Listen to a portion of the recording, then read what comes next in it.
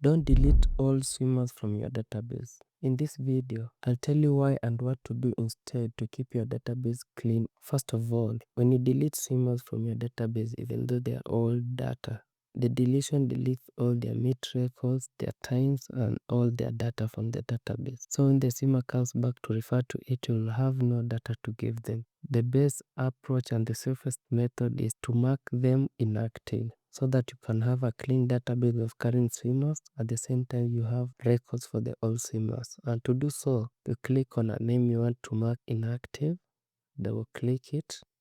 So in the athlete information edit, down on your bottom right, there's this button called inactive. You click on it and you click OK. You say yes because the setting this athlete to inactive. Do you wish to continue to save changes to this athlete? So assuming maybe they'll be swimming or not. If they're not, you say no. If you want to continue saving their data when meets come through, you say yes.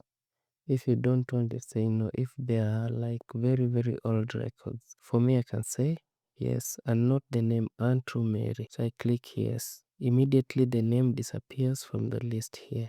It's not deleted, but it's hidden.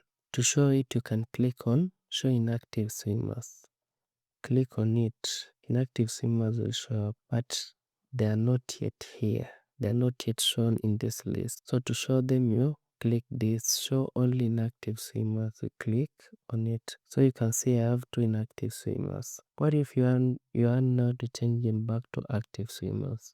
You double click on the name again, then you remove this, then you select OK. Another alternative is you just click directly here. While this is selected, you come to the tick here, you untick them, and immediately they are not inactive again. That's the safest and the best method to preserve clean data, at the same time to preserve your old records for record keeping and maybe to maintain the database. If you have any other topic you wish I could cover, kindly comment in the comment section and I'll cover it for you.